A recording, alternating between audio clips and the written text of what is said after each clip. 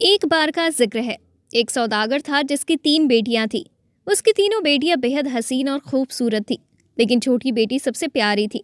उस सौदागर को अपनी तीनों बेटियों से बेइंतहा प्यार था, लेकिन वो डरता था कि कहीं कोई उसे छोड़कर ना चली जाए।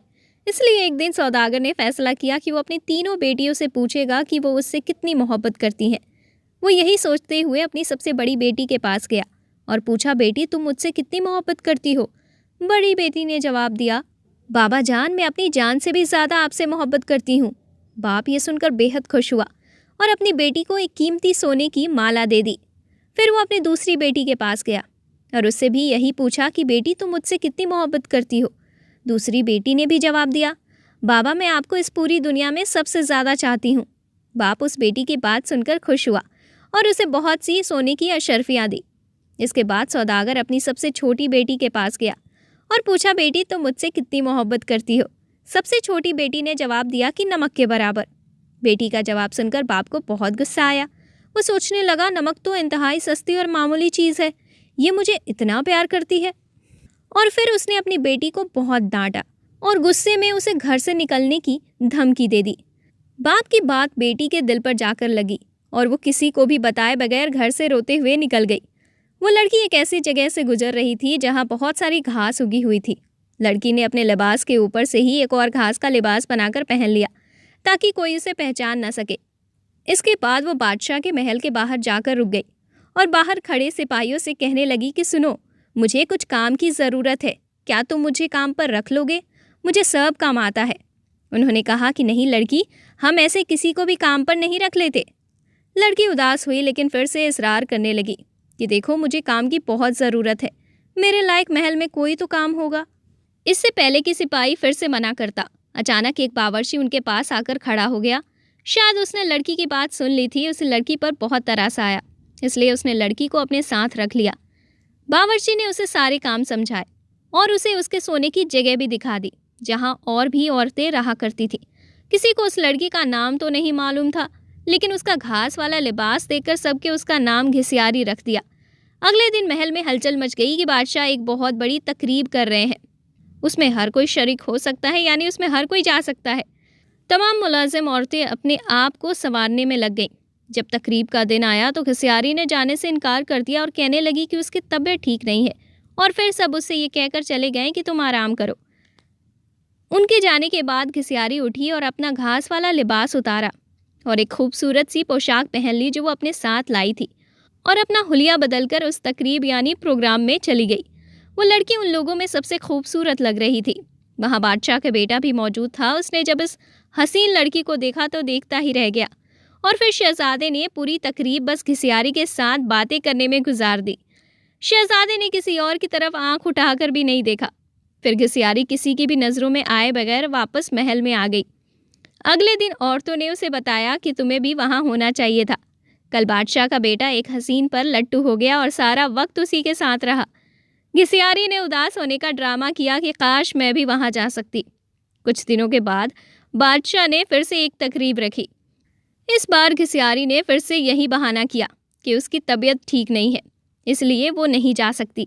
लेकिन सबके जाने के बाद उसने फिर से एक उम्दा लिबास पहना और हुलिया बदलकर तकरीब यानी उसी प्रोग्राम में चली गई। शहजादा उसे देखकर बहुत खुश हुआ और एक कीमती अंगूठी उसे तोहफे में दे दी। फिर प्रोग्राम खत्म होने से पहले ही वो वापस महल में आ गई। दूसरी तरफ बादशाह का बेटा सौदागर की इस छोटी बेटी पर फिदा होकर रह गया था और उसने फैसला कर लिया था कि वो अपने बाप से इस लड़की का जिक्र ज़रूर करेगा। अब अगली तकरीब शहजादे ने खुद जानबूझकर रखवाई ताकि वो इस लड़की से मिल सके, लेकिन इस बार घिसियारी ना आई तो शहजादा बहुत उदास हुआ। बादशाह को घिसियारी के बारे में कुछ भी नहीं मालूम था, इसलिए वो परेशान हो रहा था कि उसका पता कैसे करे।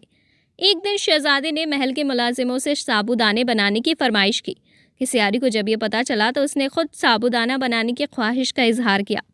घिसियारी ने साबूदाने बनाने के बाद वही कीमती अंगूठी जो शहजादे ने उसे दी थी वो साबूदाने में डाल दी। अब शहजादा मेज़ पर बैठा साबूदाना खा रहा था। जब खाना खा चुका तो देखा कि प्याले में अंगूठी पड़ी है। शहजादा अंगूठी पहचान गया और जल्दी से अपने मुलाजिमीन को बुलवाया। मुलाजिमीन ने बताया कि साबूदाना घिसियारी नाम की मुलाजिमा ने बनाया है। फिर घिसियारी को बुलाया गया तो शहजादा घिसियारी को पहचान न सका, लेकिन जब घिसियारी ने बोलना शुरू किया तो शहजादे को उसकी आवाज़ सुनकर यकीन हो गया कि ये वही लड़की है जो उसे तकरीब में मिली थी और जिस पर वो दिल हार बैठा है। इसके बाद घिसियारी ने अपना सारा किस्सा शहजादे को बता दिया। शहजादे ने घिसियारी के बारे में बादशाह को बताया और उन दोनों की शादी कर दी गई। शादी के बाद एक बहुत बड़ी तकरीब रखी गई। उस तकरीब में सिर्फ शहर के बड़े बड़े सौदागर और ओहदेदारों को बुलवाया गया। घिसियारी के बाबा भी उस तकरीब में मौजूद थे। खाने का वक्त हुआ तो मेज पर तरह तरह के लजीज खाने रख दिए गए, लेकिन जब सबने खाना शुरू किया तो पता चला कि खाने में नमक ही नहीं है। घिसियारी के बाबा ने बादशाह को मुखातिब करके कहा कि इसमें तो नमक ही नहीं है। बादशाह हल्का सा हंसा और कहने लगा, क्या हो गया सौदागर साहब, सिर्फ नमक ही तो नहीं है, बाकी तो इसमें सब कुछ है ना। ये सुनकर सौदागर की आंखों से आंसू जारी हो गए। बादशाह ने उसे ताज्जुब से देखा और पूछा कि जनाब आप रोने क्यों लग गए। सौदागर ने कहा कि आज मैं अपनी बेटी की बात समझ गया हूँ।